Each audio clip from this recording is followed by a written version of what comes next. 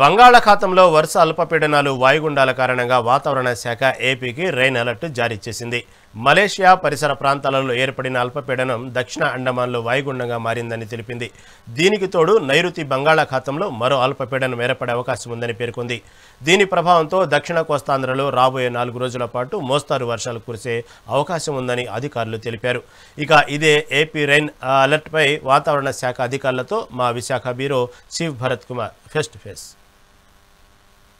బంగాళాఖాతంలో ఏర్పడిన అల్పపీడనం వాయుగుండంగా మారి దీనికి తోడుగా శ్రీలంక వద్ద మరొక అల్పపీడనం ఏర్పడుతుంది. ఈ రెండు సిస్టములతో ఆంధ్రప్రదేశ్లో వర్ష సూచన ఉందంటూ కూడా విశాఖ వాతావరణ శాఖ అధికారులు చెప్తున్నటువంటి పరిస్థితి. ఇదే అంశానికి సంబంధించినంత వరకు వాతావరణ శాఖ అధికారి జగన్నాథ్ కుమార్ గారు ఉన్నారు. ఆయన అడిగి తెలుసుకునే ప్రయత్నం చేద్దాం. స్వామి, ఈ రెండు సిస్టంలు పరిస్థితి ఎలా ఉంటుంది? ఆంధ్రప్రదేశ్లో వర్షాలు ఏ విధంగా ఉండబోతూ ఉన్నాయి?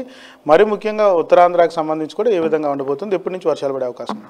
నిన్న మలేషియా దానికి అనుకుని ఉన్న మలక్కా జలసంధిపై ఒక సుస్పష్ట అల్పపీడనం ఉండేది. అది ఈరోజు మరింత బలపడి మలక్కా జలసంధిపై వాయుగుండంగా కేంద్రీకృతమైంది. ఆ వ్యవస్థ అండమాన్ నికోబార్ దీవుల్లో నాన్ కోవరికి 740 కిలోమీటర్ల దూరంలోనూ కార్ నికోబార్కి 870 కిలోమీటర్ల దూరంలో కొనసాగుతుంది. తదుపరి 48 గంటల్లో మెల్లగా పశ్చిమ వాయువ్య దిశలో పయనించి ఈ వ్యవస్థ మరింత బలపడే అవకాశం కనిపిస్తుంది. ఇక నిన్న కామెరూన్ పరిసర ప్రాంతాల్లో ఉన్న ఉపరితల ఆవర్తనం ఈరోజు నైరుతి బంగాళాఖాతం, దానికి ఆనుకుని ఉన్న దక్షిణ శ్రీలంక, భూమధ్యరేఖీయ హిందూ మహాసముద్రంపై అల్పపీడనంగా పరిణామం చెంది కొనసాగుతుంది. ఇది రాబోయే 24 గంటల్లో ఉత్తర వాయువ్య దిశలో పయనించి సుస్పష్ట అల్పపీడనంగా పరిణామం చెందే అవకాశం ఉంది. తదుపరి 24 గంటల్లో మరింత బలపడి వాయుగుండంగా కేంద్రీకృతమై పరిణతి చెందే అవకాశం ఉన్నది. ఈ రెండు వ్యవస్థల వల్ల కోస్తా జిల్లాలపై మొదటి 3 రోజులు పెద్దగా ప్రభావం లేనప్పటికీ 4వ రోజు నుంచి వర్షపాతం దృష్ట్యా క్షేత్రీయ విస్తృతి తీవ్రత పెరిగే అవకాశం ఉంది. ముఖ్యంగా ఉత్తర కోస్తా జిల్లాలపై మొదటి 3 రోజులు పొడి వాతావరణం కొనసాగే అవకాశం ఉంది. 4వ రోజున 1-2 చోట్ల తేలికపాటి జల్లులు పడే అవకాశం ఉంది. 5వ రోజు కొన్ని ప్రాంతాల్లో పడే అవకాశం ఉంది. 6, 7వ రోజుల్లో అత్యధిక ప్రాంతాల్లో తేలికపాటి నుంచి మోస్తరు వర్షాలు పడే అవకాశం ఉంది. ఇక దక్షిణ కోస్తా జిల్లాలకు వచ్చేసరికి మొదటి 3 రోజులు 1-2 చోట్ల తేలికపాటి జల్లులు కొనసాగే అవకాశం ఉంది.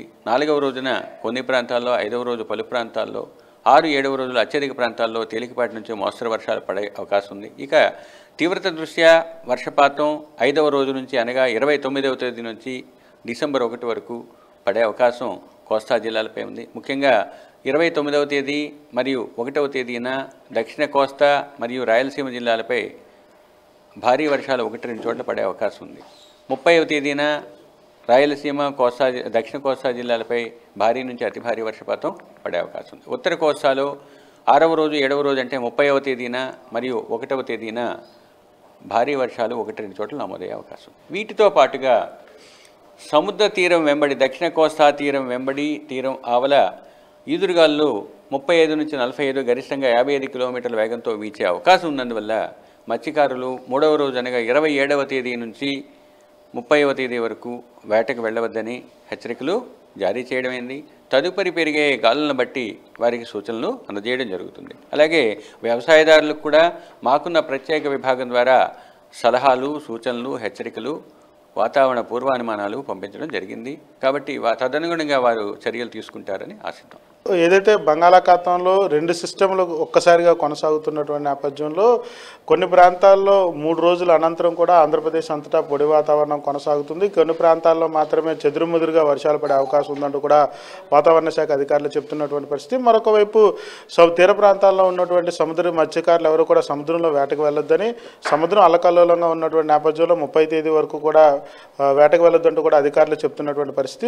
ఏదైతే ఉత్తరాంధ్రకు కూడా పొడి వాతావరణం 3 రోజుల అనంతరం కూడాను 27 తర్వాత అక్కడక్కడ వర్షాలు పడే అవకాశం ఉందంటూ కూడా వాతావరణ శాఖ అధికారులు చెప్తున్నటువంటి పరిస్థితి చూడొచ్చు. కెమెరా పర్సన్ నారాయణతో Bharat, mega nine TV, Visakha నుంచి.